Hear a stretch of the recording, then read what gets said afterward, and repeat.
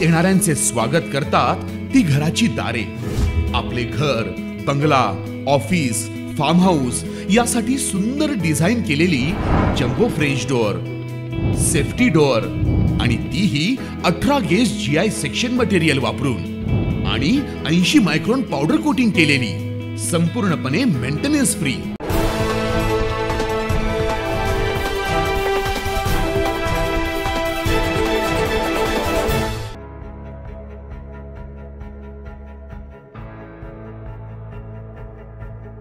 नाशिकमध्ये लवकरच IT park आणि लॉजिस्टिक पार्क उभारणार असं आश्वासन माननीय शरद पवार यांनी दिलंय. पाहूया सविस्तर बातमी. राष्ट्रवादी शरद पवार गटाचे नाशिक पूर्व मतदारसंघाचे अधिकृत उमेदवार गणेश गीते यांच्या प्रचारार्थ पक्षाचे सर्वेसर्वा खासदार शरद पवार यांची नाशिकमध्ये जाहीर सभा आयोजित करण्यात आली. यावेळी विविध पदाधिकाऱ्यांनी उमेदवार गणेश गीते यांच्या विकास कार्याचा उलगडा केला. तर कोरोना काळात देखील मी शहराचा सर्वांगीण विकास केला असल्याचं गीते यांनी यावेळी सांगितलंय. साहेब, मी 2017 साली या ठिकाणी नगरसेवक म्हणून निवडून आलो. त्यानंतर मी योगायोगाने नाशिक जिल्हा मध्यवर्ती बँकेत पण काम करण्याची मला संधी मिळाली. त्यानंतर मी नाशिक मर्चंट बँकेत पण तेव्हापासून आजतागायत काम करतोय आणि या ठिकाणी त्यानंतर मी स्थायी समितीचं 2 वर्ष सभापती म्हणून सलग या शहरामध्ये काम केलं आणि ते बी अति कठीण काळामध्ये केलं, ज्यावेळेस कोविडची महामारी या देशामध्ये चालू होती. पण मी माझ्या परीने ह्या शहराचा सर्वांगीण विकास त्या काळात करण्याचा प्रयत्न केला. मला जे काही ह्या मतदारसंघासाठी जे काही शहरासाठी या ठिकाणी देता येईल ते मी सर्व या ठिकाणी दिलं. आणि या मतदारसंघामध्ये साहेब, माझा मतदारसंघ पहिल्यापासून विकासापासून वंचित राहिलेला आहे. कारण गेले 15 वर्ष झाले या मतदारसंघाची निर्मिती होऊन आणि ह्या मतदारसंघात सगळ्यात मोठा प्रश्न आहे रोजगाराचा.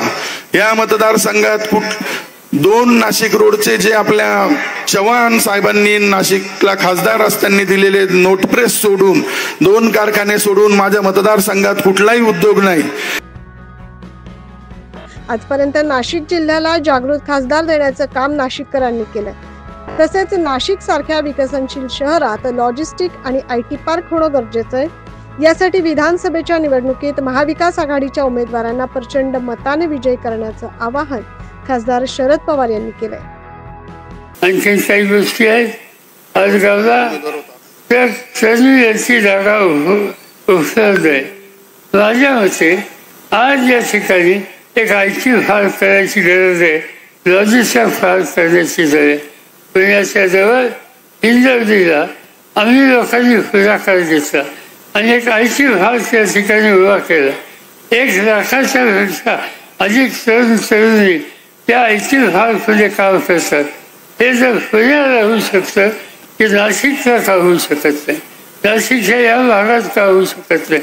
इथे जमीन नाही, इथे कष्ट करणारे तुमच्यासारखे लोक आहेत, शिक्षित अशा प्रकारची तरुणांची संख्या आहे आणि त्या हाताला काम द्यायला IT पार्क आणि लॉजिस्टिक पार्क आपण या ठिकाणी करू शकतो तर हाताला तर काम मिळेल.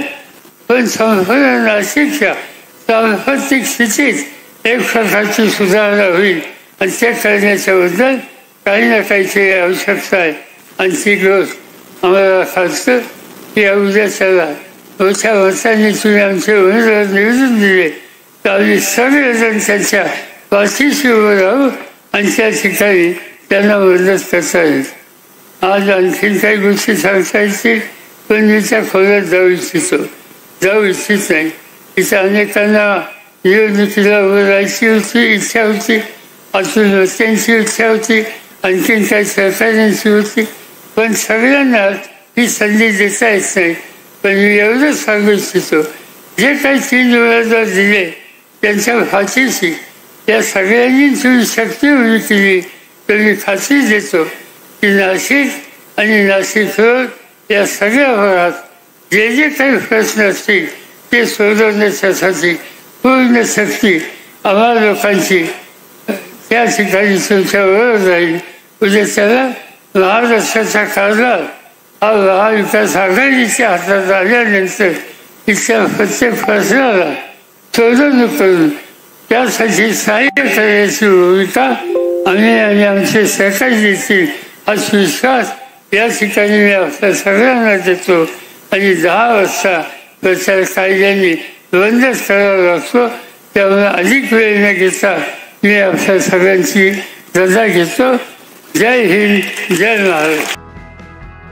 यावेळी धुळे लोकसभा मतदारसंघाच्या खासदार शोभा बच्छाव, शिवसेना ठाकरे गटाचे उपनेते सुनील बागुल, दत्ता गायकवाड, राष्ट्रवादी शरद पवार गटाचे प्रवक्ते नितेश कराळे यासह महाविकास आघाडीचे पदाधिकारी, कार्यकर्ते, मतदारसंघातील नागरिक मोठ्या संख्येने उपस्थित होते. न्यूज महाराष्ट्रसाठी प्रतिनिधी वैभव घुगे.